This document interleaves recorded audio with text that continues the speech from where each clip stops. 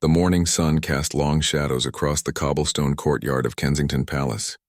A crisp autumn breeze rustled through the carefully manicured gardens as 8-year-old Princess Charlotte walked beside her nanny toward the palace gates. She wore her school uniform, a navy blue blazer with the royal crest embroidered on the pocket, and her dark hair was neatly tied back with a ribbon that matched her outfit perfectly. Charlotte had always been an observant child. While her older brother George often seemed lost in his own thoughts, and her younger brother Louis was still discovering the world with wide-eyed wonder, Charlotte noticed everything. She noticed when the gardener trimmed the roses differently. She noticed when Cook changed the recipe for her favorite biscuits. And on this particular morning, she noticed something very unusual happening at the main security post. Officer James Matthews had been Princess Charlotte's favorite guard for as long as she could remember. He was a tall man with kind eyes and a warm smile that crinkled the corners of his face. Every morning for the past 3 years, Officer Matthews stood at his post by the east entrance, and every morning he would greet Charlotte with the same cheerful words followed by a fun fact about history or nature. He had told her about ancient Egyptian pharaohs, about how butterflies taste with their feet, and about the time Queen Victoria kept a pet parrot that lived for over 40 years. But this morning, Officer Matthews was not at his usual post. Instead, a younger officer stood there, someone Charlotte had never seen before. The new guard stood rigidly at attention, his face expressionless and his eyes fixed straight ahead. He did not smile. He did not acknowledge Charlotte as she approached. He simply stood there like a statue carved from stone. Charlotte slowed her pace, her small hand reaching for her nanny's sleeve. Her nanny, Mrs. Patricia Winters, was a woman in her 50s who had worked for the royal family for over 2 decades. She had a gentle manner but could be firm when necessary, and she understood the princess better than most adults in the palace. The princess tugged at Mrs. Winters' sleeve and whispered urgently. She wanted to know where Officer Matthews had gone. Why was there a different guard standing in his place? Had something happened to him? Was he sick? The questions tumbled out of her mouth faster than Mrs. Winters could answer them. Mrs. Winters knelt down beside Charlotte, smoothing the child's hair with a gentle hand. She explained that she did not know the details, but perhaps Officer Matthews had been reassigned to a different post. It happened sometimes in palace security. Guards were moved around to different locations, different shifts, different duties. It was all part of keeping the royal family safe and secure. But Charlotte was not satisfied with this explanation. Officer Matthews had been at the east entrance for 3 entire years. He had never been moved before. And there was something about the way the staff had been whispering that morning at breakfast, something about how they stopped talking when she entered the room, that made her feel like something was wrong. As they walked past the new guard and climbed into the waiting car that would take Charlotte to school, the princess pressed her face against the window and stared back at the palace. She could see several senior staff members gathered near the security office, their heads bent together in serious conversation. One of them was holding a clipboard and appeared to be giving instructions to 2 other guards. During the car ride to school, Charlotte remained unusually quiet. She clutched her school bag on her lap and watched the London streets pass by through the tinted windows. Normally, she would point out interesting sights or ask Mrs. Winters questions about the day ahead, but this morning her mind was elsewhere. She kept thinking about Officer Matthews and his kind smile, about the stories he would tell her, about how he always made her feel safe and welcome at her own home. At school, Charlotte tried to focus on her lessons. Her teacher, Miss Robertson, was explaining something about fractions and percentages, writing numbers on the whiteboard with a squeaky marker. Charlotte usually enjoyed mathematics, finding comfort in the way numbers always followed logical rules and patterns. But today the numbers seemed to blur together on the page in front of her. During lunch break, Charlotte sat with her closest friends in the school cafeteria. The other children were laughing and trading snacks, discussing their plans for the upcoming weekend. One girl was excited about her birthday party. Another boy was bragging about the new video game his parents had bought him, but Charlotte barely touched her sandwich. Her mind still back at the palace gates. Her best friend, a girl named Sophie, who had known Charlotte since they were both 5 years old, noticed that something was bothering the princess. Sophie was one of the few children at school who treated Charlotte like a normal person, rather than royalty. She asked what was wrong, her voice filled with genuine concern. Charlotte hesitated for a moment, then confided in Sophie about Officer Matthews. She explained how he had always been there, how he had become a familiar and comforting presence in her daily routine, and how strange it felt to see someone else standing in his place. Sophie listened carefully, nodding with understanding. She suggested that maybe Charlotte should ask her parents about it when she got home. The afternoon classes seemed to drag on forever. Charlotte watched the clock on the classroom wall, counting down the minutes until it was time to return home. When the final bell rang, she gathered her books quickly and hurried out to where Mrs. Winters was waiting by the school entrance. The drive back to Kensington Palace felt longer than usual. Charlotte sat forward in her seat, anxious to get home and find out what had happened to Officer Matthews. As they approached the palace gates, she pressed her face against the window once again, hoping to see him back at his usual post. But the new guard was still there. Officer Matthews was nowhere to be seen. Charlotte felt a knot form in her stomach, a mixture of worry and frustration. She did not understand why the adults around her were not more concerned about this change. To them, it might have seemed like a simple staff rotation, but to Charlotte it felt like losing a friend. As the car pulled through the gates and came to a stop in front of the palace entrance, Charlotte made a decision. She was not going to let this matter drop. She was not going to simply accept that Officer Matthews had been moved without explanation. She was Princess Charlotte of Wales. And even though she was only 8 years old, she understood that her voice carried weight. She just needed to figure out how to use it. That evening, Charlotte sat at the dining table with her family for dinner.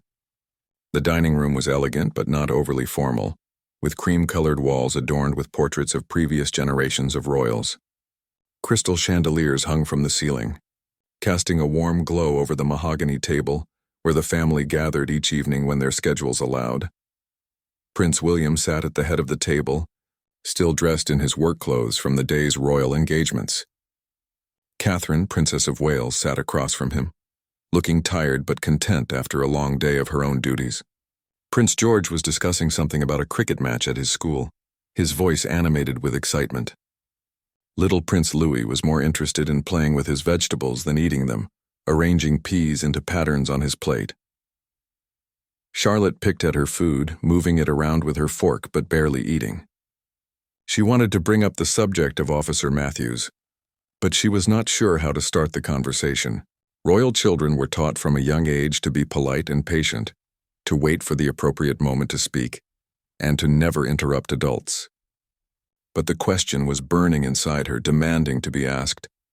Finally, during a pause in the conversation, Charlotte cleared her throat softly.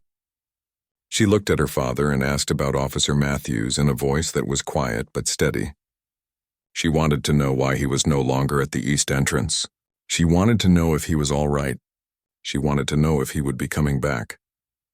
Prince William looked up from his plate, surprise flickering across his face. He exchanged a quick glance with Catherine before turning his attention back to his daughter. He explained that Officer Matthews had been reassigned to a different area of the palace security detail. It was a routine change, he said, nothing for Charlotte to worry about. The palace employed many guards, and they were frequently rotated to different positions to ensure everyone remained alert and trained in various areas. But Charlotte was not satisfied with this answer. She pressed further, her voice growing a bit stronger. She pointed out that Officer Matthews had been at the same post for 3 years without any rotation. Why would they suddenly move him now? And why had no one told her about it beforehand? She saw him every single day. He was part of her routine, part of what made her feel comfortable and safe at home.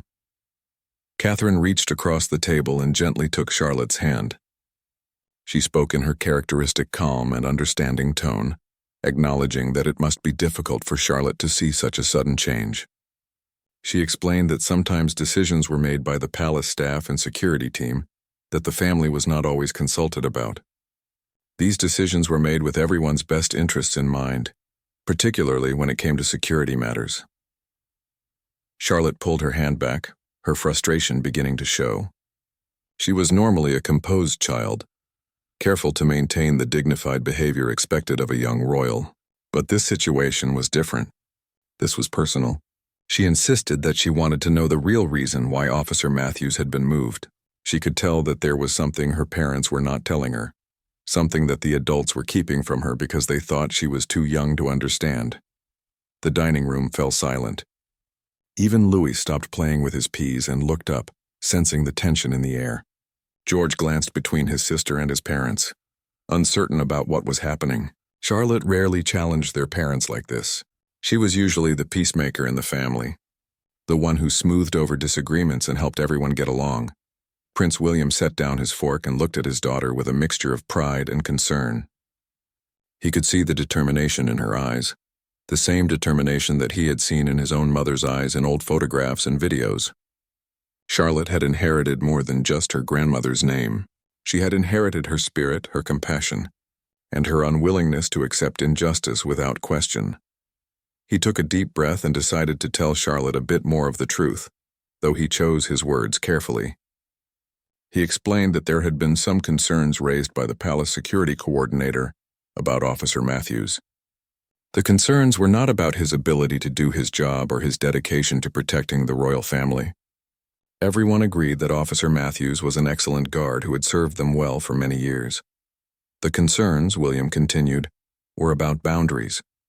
Some members of the palace staff felt that Officer Matthews had become too familiar with the children, particularly with Charlotte. They worried that his friendly interactions, his daily conversations and stories, were not maintaining the proper professional distance that should exist between palace staff and members of the royal family. Charlotte's eyes widened with disbelief. She could not understand how being kind and friendly could possibly be a problem. Officer Matthews had never done anything inappropriate. He had never overstepped any boundaries. He simply treated her like a person rather than just a title. He made her mornings brighter with his stories and his smile. How could that be wrong? Catherine could see the confusion and hurt on her daughter's face. She tried to explain further, describing how palace life required certain protocols and formalities. There were rules about how staff should interact with the royal family, rules that existed to maintain order and professionalism. These rules had been in place for generations, and they served an important purpose in keeping the household running smoothly. But Charlotte was shaking her head. She understood rules and protocols. She lived with them every day. She understood that she had to dress a certain way, speak a certain way, and behave a certain way in public. She accepted all of that because she understood it was part of her role and her responsibility. But this was different. Officer Matthews had not broken any real rules. He had simply been kind to her, and now he was being punished for it. George, who had been listening quietly, finally spoke up in support of his sister. He agreed that Officer Matthews was nice and that he did not see anything wrong with how the guard had treated them. Even Louis, not fully understanding the conversation but sensing that his sister was upset, chimed in with his own observation that Officer Matthews always smiled at him too. William and Catherine looked at each other again, having a silent conversation with their eyes in the way that couples who have been married for many years can do.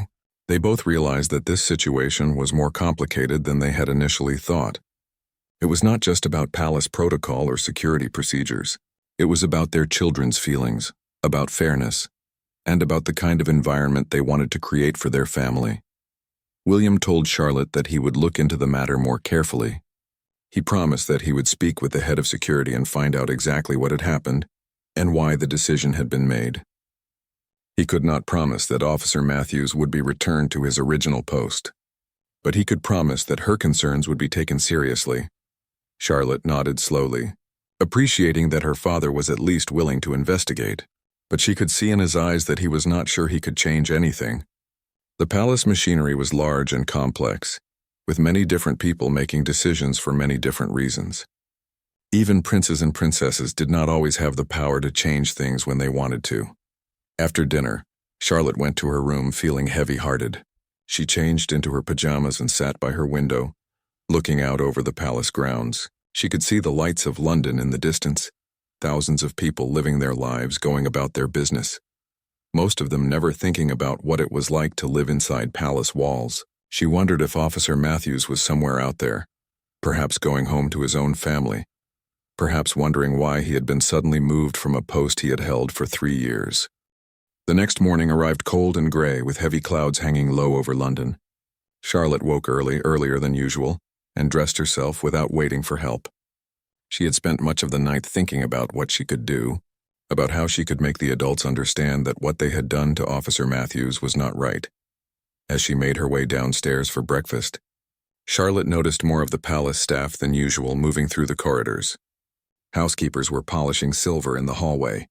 Footmen were adjusting paintings on the walls. The palace was preparing for some kind of event, though Charlotte could not remember what it was. Life at Kensington Palace often felt like one continuous preparation for the next formal occasion. In the breakfast room, she found her mother already seated at the table, reading through some documents while sipping tea from a delicate china cup. Catherine looked up and smiled when Charlotte entered, but the smile did not quite reach her eyes. She looked tired, as if she too had not slept well. Charlotte sat down and quietly helped herself to toast and jam. She wanted to ask her mother more questions about Officer Matthews, but she sensed that this was not the right moment. Catherine seemed preoccupied with whatever she was reading, occasionally making notes in the margins with a silver pen. After a few minutes of silence, Catherine set down her papers and looked at her daughter with careful attention.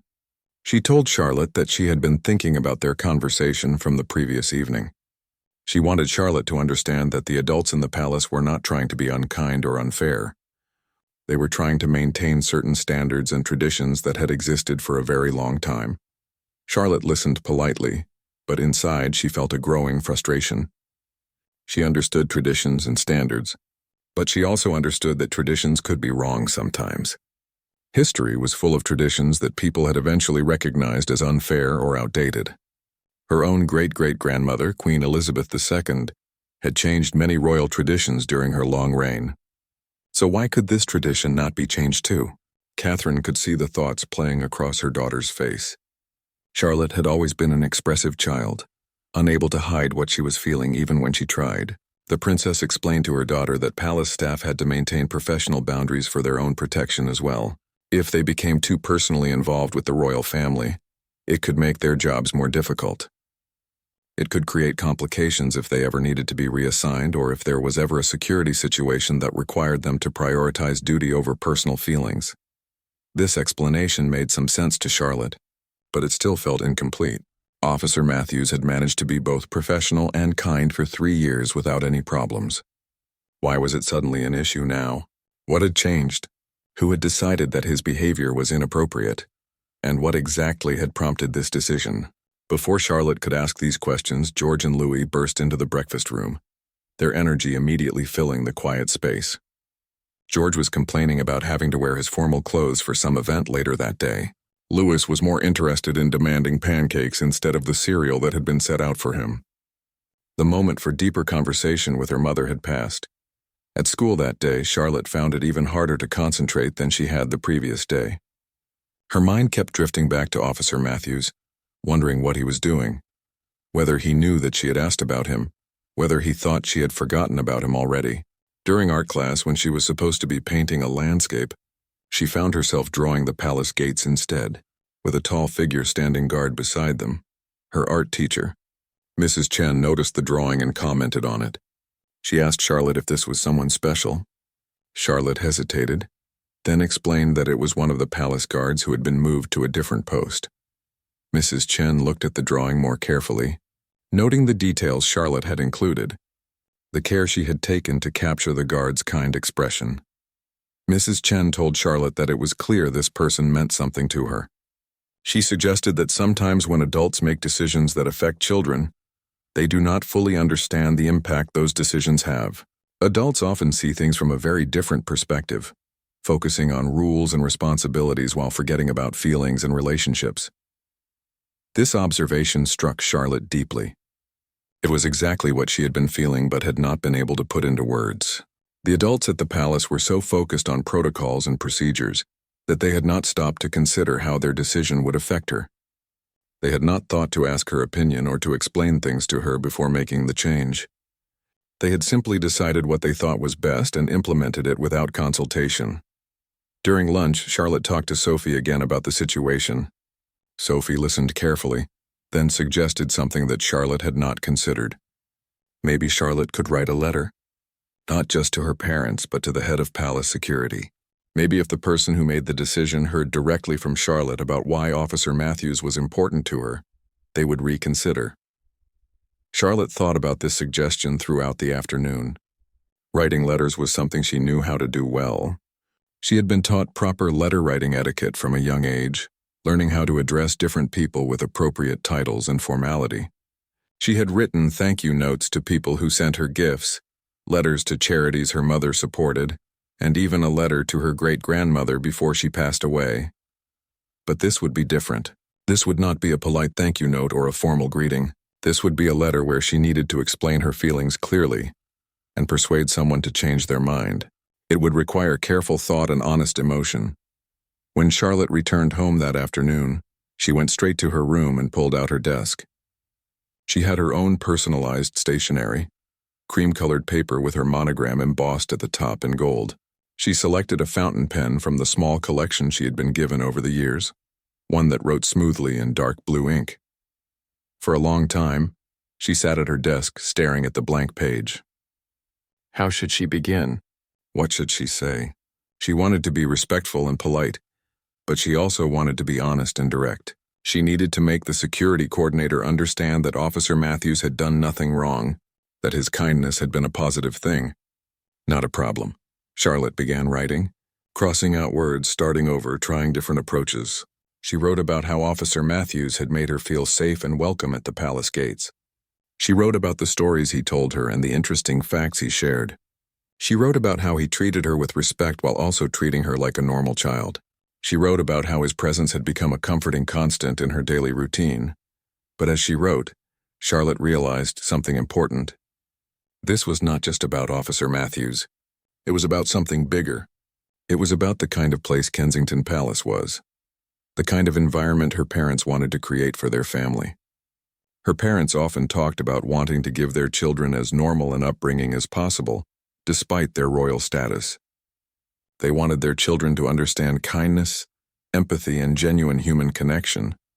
How could those values coexist with palace rules that discouraged staff from being friendly and warm toward the children? How could Charlotte and her brothers learn to treat people with kindness and respect if the staff were required to maintain cold professional distance? The contradiction suddenly seemed very clear to her. Charlotte tore up the letter she had been writing and started fresh with a new approach. This time she did not just write about Officer Matthews. She wrote about what kind of palace she wanted to live in. She wrote about the values her parents had taught her, and how those values should apply to everyone who lived and worked in the palace. She wrote about respect going both ways, about treating staff members as people rather than just employees. The letter took her over an hour to write. When she finally finished, she read it over several times, making small corrections and adjustments.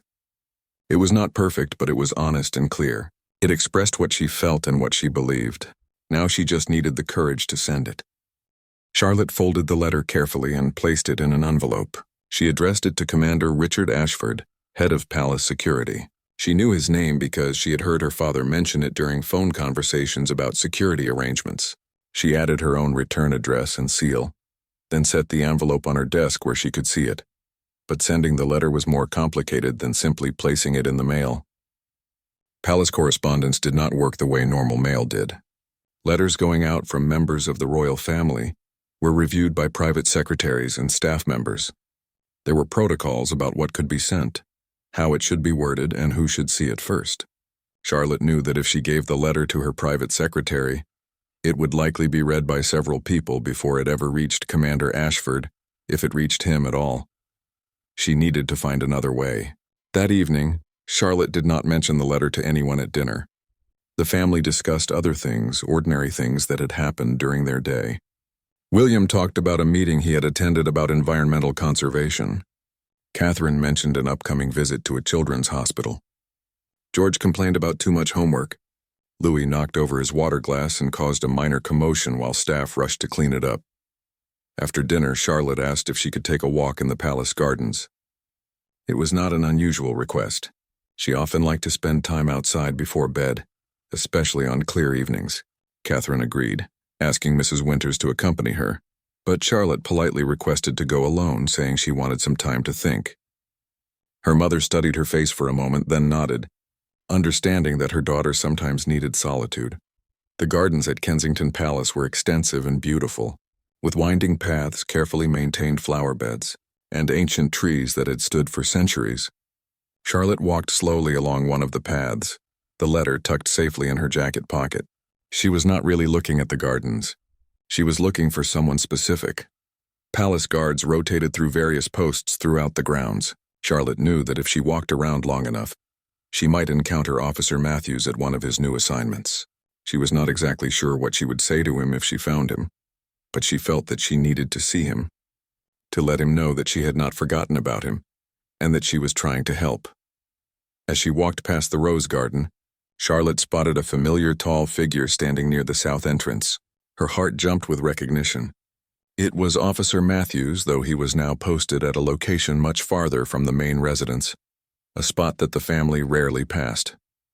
He stood at attention in his uniform, looking straight ahead as guards were trained to do. Charlotte approached slowly, suddenly feeling shy. What if he did not want to talk to her? What if he blamed her for what had happened? What if the reason he had been moved was because someone had complained about their conversations? But as she came closer, Officer Matthews noticed her and his stern expression softened into a gentle smile. He could not leave his post, but he greeted her politely, asking how she was doing. Charlotte could hear in his voice that he had missed their morning conversations too. She stood a respectful distance away and asked him directly why he had been moved. Officer Matthews looked uncomfortable, glancing around as if to make sure no one was watching them. He explained in a quiet voice that he had been told his interactions with the royal children had been deemed too informal. Someone on the palace staff had filed a concern that he was not maintaining appropriate professional distance. Charlotte felt anger rising in her chest. She asked who had complained. Officer Matthews hesitated, then said he did not know. The complaint had been filed anonymously through the Palace Human Resources Department. He had been called into a meeting with Commander Ashford and told that he was being reassigned effective immediately. He had not been given a chance to defend himself or to explain that his conversations with Charlotte had always been appropriate and respectful. The anonymous nature of the complaint bothered Charlotte deeply. It seemed cowardly. If someone had a genuine concern, why would they not say so directly? Why hide behind anonymity? It made her wonder if the complaint was really about Officer Matthews's behavior, or about something else entirely. Officer Matthews told Charlotte that she should not worry about him. He was fine, he assured her. He was still employed by the palace, still doing important work, and he did not want her to feel bad about the situation. But Charlotte could see sadness in his eyes. She could tell that he missed his post at the east entrance, missed the daily interactions with the family, missed being part of the regular routine. Charlotte reached into her pocket and pulled out the envelope. She handed it to Officer Matthews and asked him to deliver it personally to Commander Ashford. She explained that it was important and that she did not want it to go through the normal channels. Officer Matthews looked at the envelope uncertainly, clearly understanding that this was an unusual request that might bend or break certain protocols. But Charlotte looked at him with such earnest determination that he could not refuse. He promised that he would deliver the letter directly to Commander Ashford the next morning when he went to the security office for his shift briefing.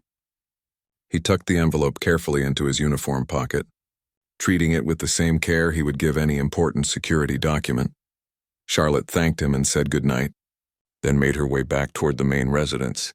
She felt both lighter and heavier at the same time. Lighter because she had taken action, because she had not simply accepted an unfair situation. Heavier because she did not know what would happen next, whether her letter would make any difference, whether anyone would take an 8-year-old princess seriously. That night, Charlotte lay in bed unable to sleep. She stared at the ceiling of her bedroom, watching shadows move across it as clouds passed in front of the moon outside her window. She thought about Officer Matthews standing alone at his new post, far from the family he had guarded so carefully for years. She thought about the anonymous complaint and wondered who had filed it and why. She thought about her letter and imagined Commander Ashford reading it, though she could not picture what his reaction might be. The next morning came too slowly and too quickly at the same time. Charlotte dressed carefully, choosing an outfit that made her feel confident and strong. She went downstairs for breakfast with her family, forcing herself to eat even though she had no appetite. Every sound made her jump, wondering if it might be news about her letter. But the morning passed without any word. Charlotte went to school as usual, trying to focus on her lessons but constantly distracted. During mathematics, she found herself staring out the window. During English literature, she read the same page 3 times without absorbing any of the words. Her teachers noticed but said nothing, perhaps assuming she was simply having an off day. At lunch, Sophie asked if Charlotte had written the letter they had discussed. Charlotte confirmed that she had, and that she had found a way to deliver it directly to the head of security. Sophie was impressed and supportive, telling Charlotte that she had been very brave to speak up for what she believed in. But Charlotte did not feel particularly brave. She felt nervous and uncertain. She had challenged the palace system in a way that young royals were not supposed to do. She had gone around the normal channels and protocols. She had involved a guard in helping her, potentially putting his job at even greater risk. What if her actions made things worse instead of better? The afternoon seemed to last forever. When school finally ended and Mrs. Winters picked Charlotte up to take her home, the young princess felt wound tight with anxiety. The car ride back to Kensington Palace was quiet. Mrs. Winters sensed that something was bothering Charlotte, but wisely did not press her with questions. As they approached the palace gates, Charlotte pressed her face against the car window, as she had done every day since Officer Matthews had been moved. The new guard still stood at the east entrance, as expressionless and cold as ever. No change, no news. Perhaps her letter had not made any difference after all. But as the car pulled into the courtyard, Charlotte noticed something unusual. There were several official-looking vehicles parked near the administrative wing of the palace, more than would normally be there at this time of day. Something was happening, though Charlotte had no idea what it might be or whether it had anything to do with her letter. Charlotte entered the palace through the main entrance and immediately sensed an unusual tension in the air. Staff members moved through the corridors with purposeful urgency, speaking to each other in hushed tones. Something significant was happening, though no one seemed inclined to explain what it was to an 8-year-old princess. Mrs. Winters escorted Charlotte to her room and suggested she start her homework while waiting for dinner. But Charlotte found it impossible to concentrate on schoolwork. She kept glancing at her door, expecting someone to come and tell her something, though she did not know what she was expecting to hear. About an hour later, there was a soft knock on her door. Charlotte called out permission to enter, and her father stepped into the room. Prince William looked serious but not angry, which Charlotte took as a cautiously good sign. He sat down in the chair near her desk and asked if they could talk. Charlotte set down her pencil and turned to face him, her heart pounding. William began by telling her that he had received a very interesting phone call that afternoon from Commander Ashford.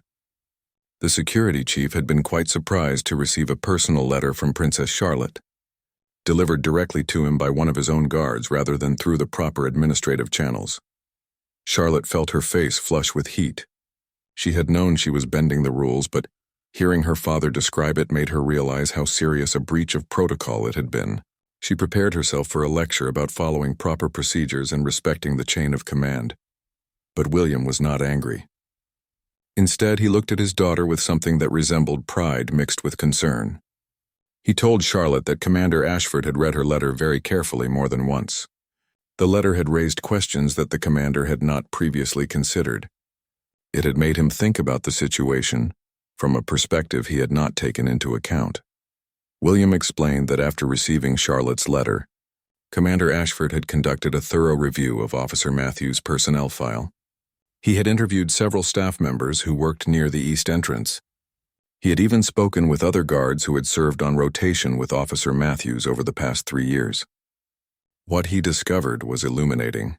The anonymous complaint that had triggered Officer Matthews' reassignment had come from only one person, not from multiple staff members as Commander Ashford had initially believed.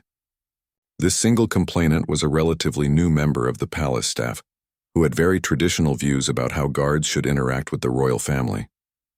This person believed that any conversation beyond formal greetings was inappropriate, and that Officer Matthews was overstepping his bounds. However, when Commander Ashford interviewed other staff members, he found a completely different picture.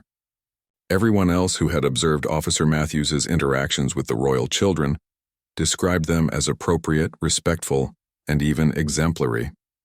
Several staff members said that Officer Matthews' friendly but professional manner had helped the children feel more comfortable and secure in their own home. No one else had seen any problem with his behavior. William told Charlotte that her letter had helped Commander Ashford realize that he had made a hasty decision based on incomplete information. He had reacted to a single complaint without fully investigating whether that complaint represented a genuine concern or simply one person's overly strict interpretation of protocol. In trying to maintain proper boundaries, he had actually disrupted a positive relationship that had benefited everyone involved. Charlotte listened to all of this with growing hope, but she was afraid to ask the obvious question. She did not want to seem too eager or to push her luck. But William could see the question in her eyes, and he smiled. Commander Ashford had decided to reverse his decision. Officer Matthews would be returned to his original post at the east entrance, effective the following morning. The commander had personally apologized to Officer Matthews for the unnecessary disruption and assured him that there was no black mark on his record. In fact, Commander Ashford had specifically commended Officer Matthews for the way he had balanced professionalism with appropriate friendliness. Charlotte felt tears of relief spring to her eyes. She had not fully realized how much stress she had been carrying until she felt it lifting from her shoulders. But William held up his hand, indicating that there was more to discuss. He explained to Charlotte that while he was proud of her for standing up for what she believed in and for advocating for someone who had been treated unfairly, she had also created some complications by going outside the normal channels, by involving Officer Matthews in delivering her letter, and by essentially forcing a review of a security decision. Charlotte had challenged the established system in ways that could set uncomfortable precedents. Charlotte's relief turned to worry. Had she gotten Officer Matthews into trouble again? Had she created problems for Commander Ashford? Had she made things more difficult for her parents? William was quick to reassure her that no one was in trouble. However, he wanted Charlotte to understand that palace life involved complicated systems and hierarchies that existed for important reasons.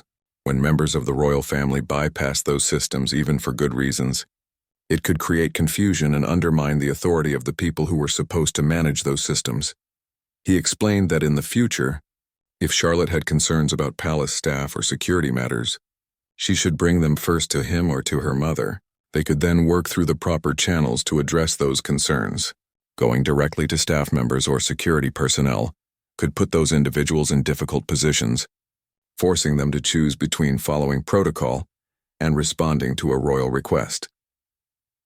Charlotte understood what her father was saying, and she felt genuinely sorry for any difficulties she might have caused. She apologized sincerely, explaining that she had not thought about all the complications her actions might create. She had only been thinking about the unfairness of the situation and her desire to make it right. William reached over and squeezed his daughter's hand. He told her that her heart had been in the right place and that her letter had actually been quite impressive. She had articulated her thoughts clearly, made a persuasive argument, and shown genuine concern for another person.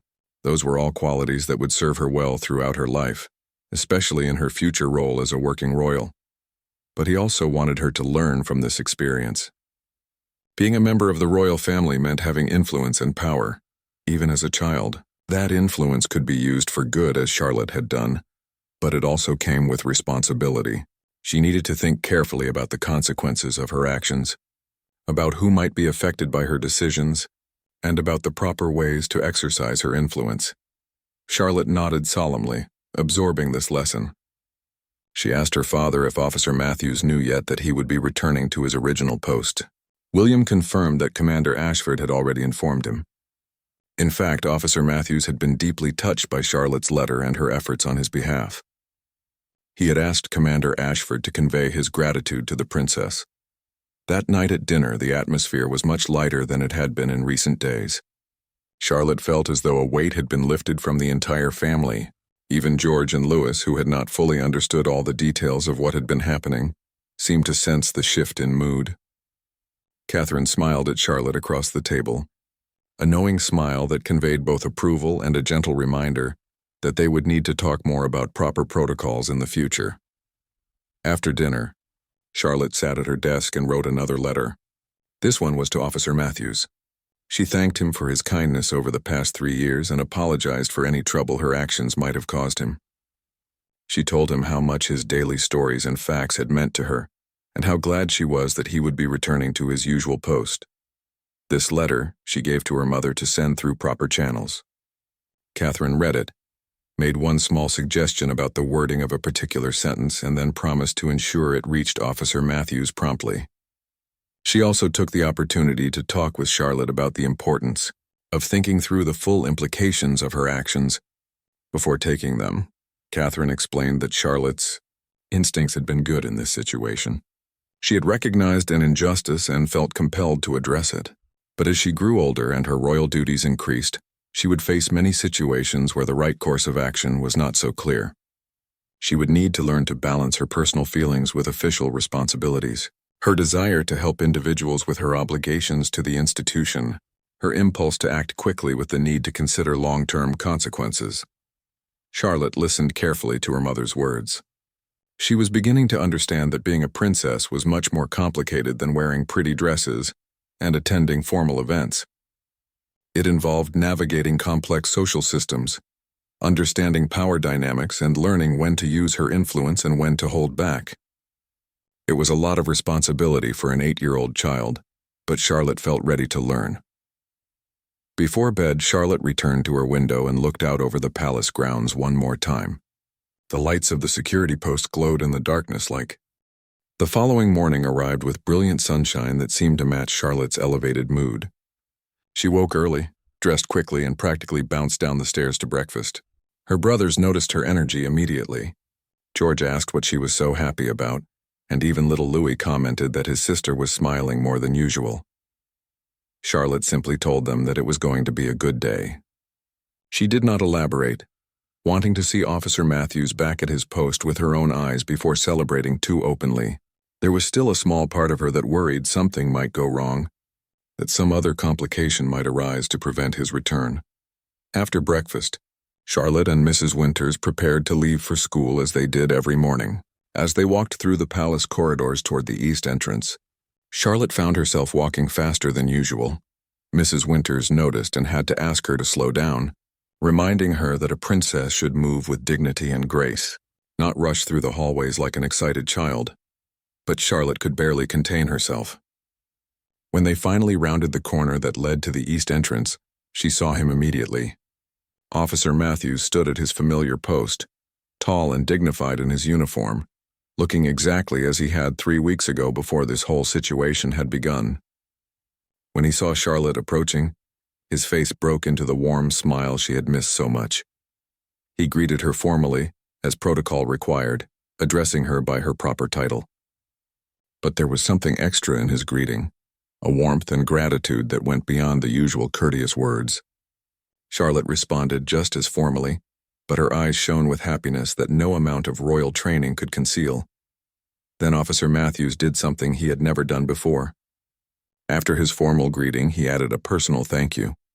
He told Charlotte that her advocacy on his behalf had meant more to him than she could possibly know. He said that in his many years of service to the royal family, he had never experienced anything quite like what she had done, and he would never forget her kindness.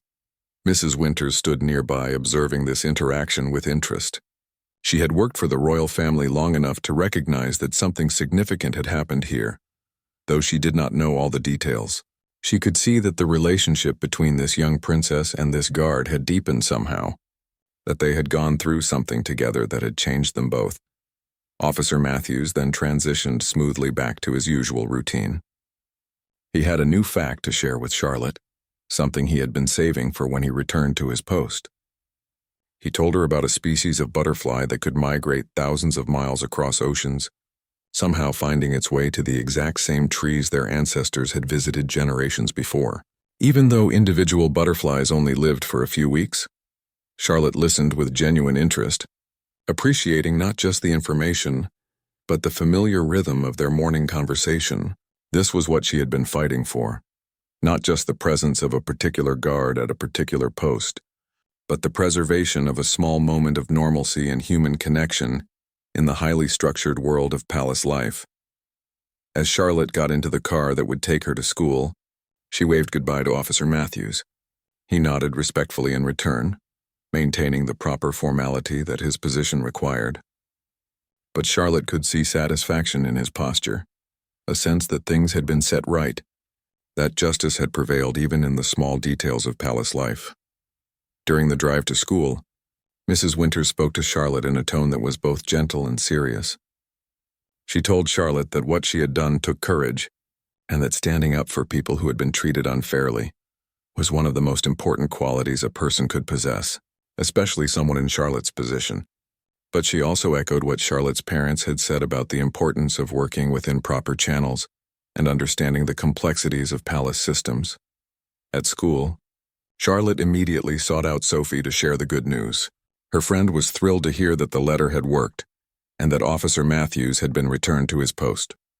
Sophie told Charlotte that she had been brave to challenge the adults and that not many kids would have had the confidence to do what she did. But Charlotte was beginning to understand that what she had done was not purely about confidence or bravery. It was also about privilege and power. She had been able to challenge the system because she was a princess.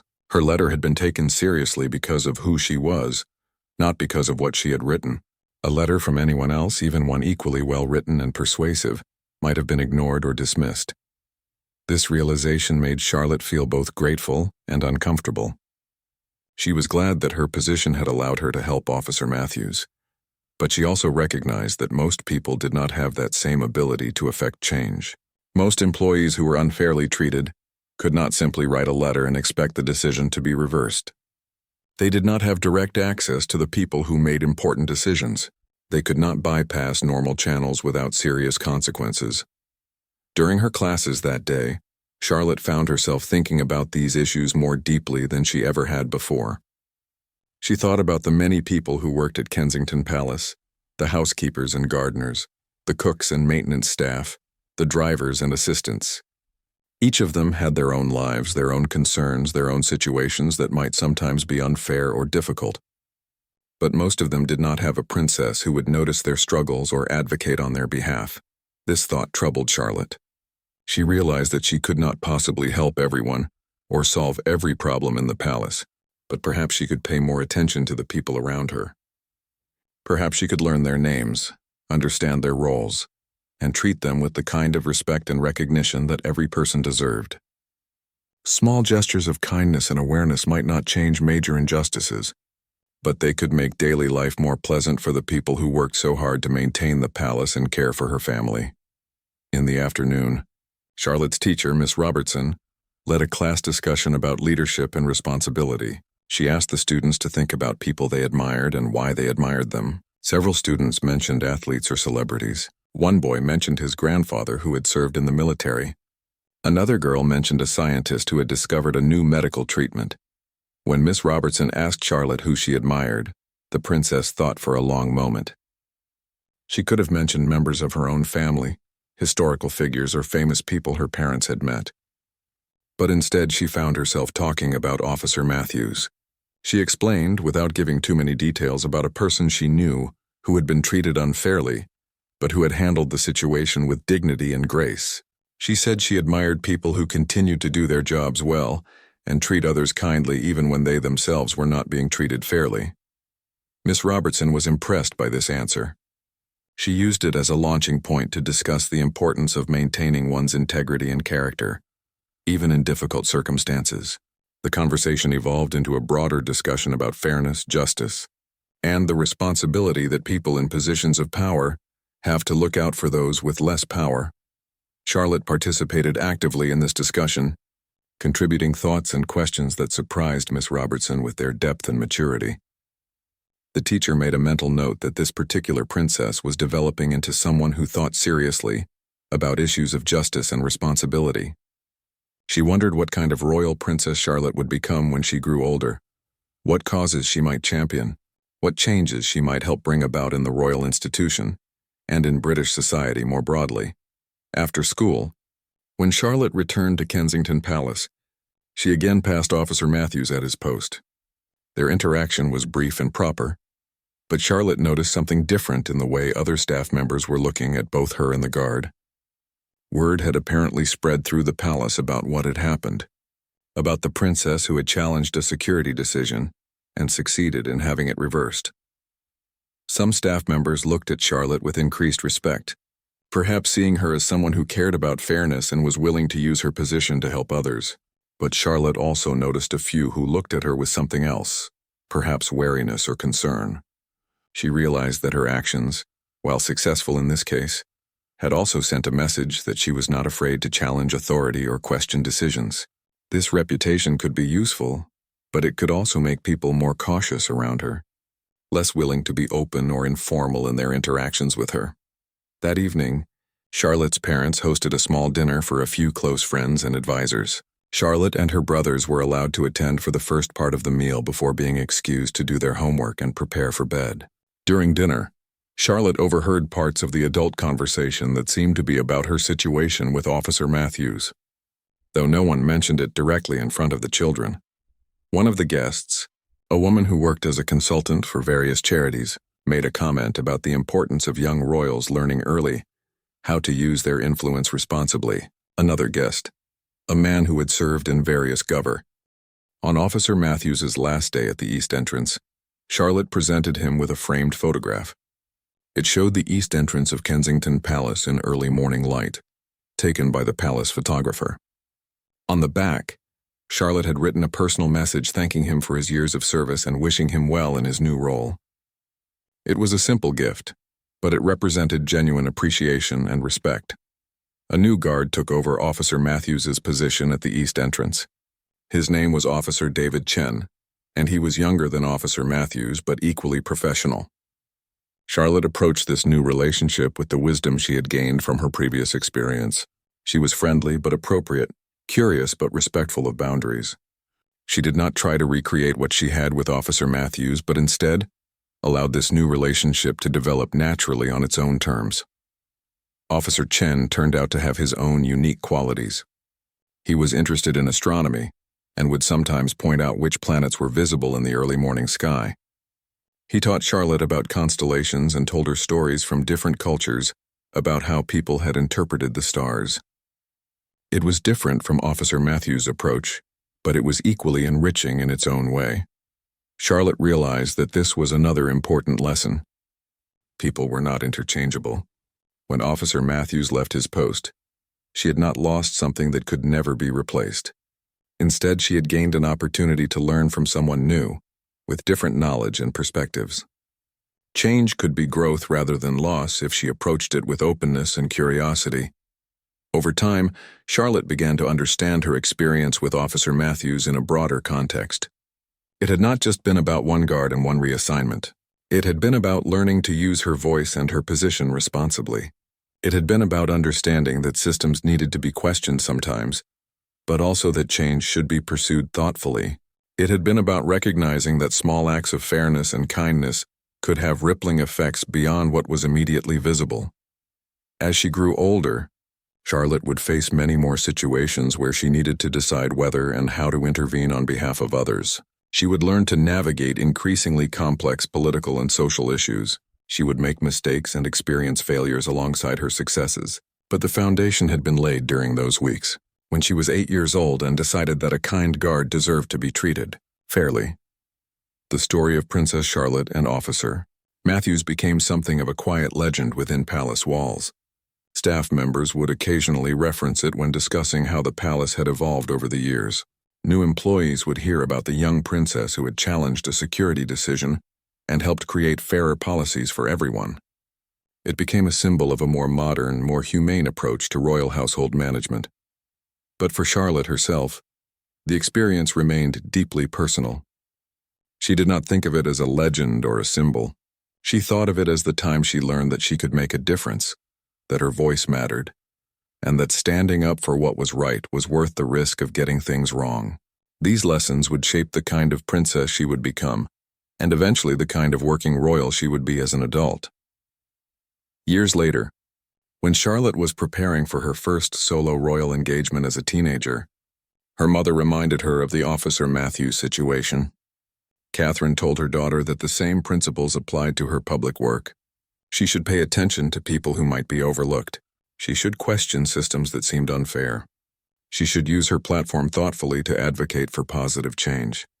But she should also listen carefully to different perspectives, work within appropriate channels, and understand that not every battle could or should be fought. Charlotte carried these lessons with her as she stepped into her public role.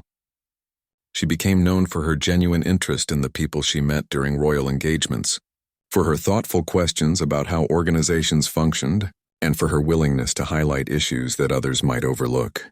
Observers often commented on her maturity and her evident compassion, qualities that seemed beyond her years.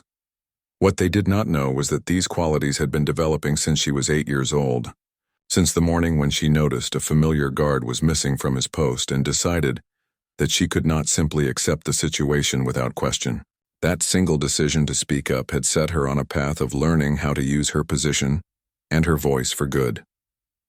Officer Matthews, in his new senior security role, occasionally crossed paths with Charlotte at official events.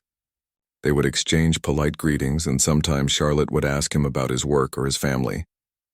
These interactions were brief and formal, as was appropriate given their respective roles.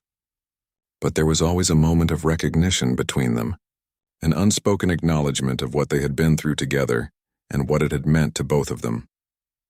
On Charlotte's 16th birthday, Officer Matthews sent her a card through proper palace channels. Inside, he had written a simple message congratulating her on becoming a young woman and expressing his confidence that she would continue to grow into someone who made a positive difference in the world. He signed it with his name and his new title, but he also included a small note at the bottom, a single fact about butterflies, just like the ones he used to share with her on those mornings at the East entrance. Charlotte kept that card in her desk drawer. 3 months had passed since Officer Matthews returned to his post at the East entrance of Kensington Palace. Life had settled back into its comfortable rhythm, with Charlotte greeting him each morning on her way to school and enjoying his daily facts and stories. But something had fundamentally shifted in the palace. Changes that were subtle but significant.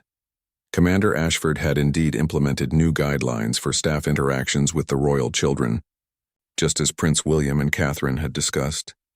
These guidelines were carefully crafted to maintain professionalism, while also encouraging warmth and appropriate friendliness. Staff members were given clearer direction about what constituted proper behavior, removing the ambiguity that had led to the anonymous complaint against Officer Matthews. The changes went beyond just written policies. Commander Ashford had also established a new procedure for handling complaints about staff behavior. Instead of acting immediately on anonymous concerns, there would now be a proper investigation process that included gathering multiple perspectives and giving the accused staff member an opportunity to respond. This fairer system protected employees from being punished based on a single person's potentially biased view. Charlotte noticed other small changes as well. More staff members seemed comfortable engaging in brief friendly conversations with her and her brothers. The housekeepers would comment on how much the children were growing. The gardeners would point out interesting flowers or insects they had discovered. The palace felt less formal somehow, more like a home where people genuinely cared about each other rather than just an institution where everyone was constantly worried about following rules. One morning, as Charlotte passed Officer Matthews on her way to school, he told her something that made her stop in her tracks. He explained that several other guards had approached him privately to thank him for what had happened.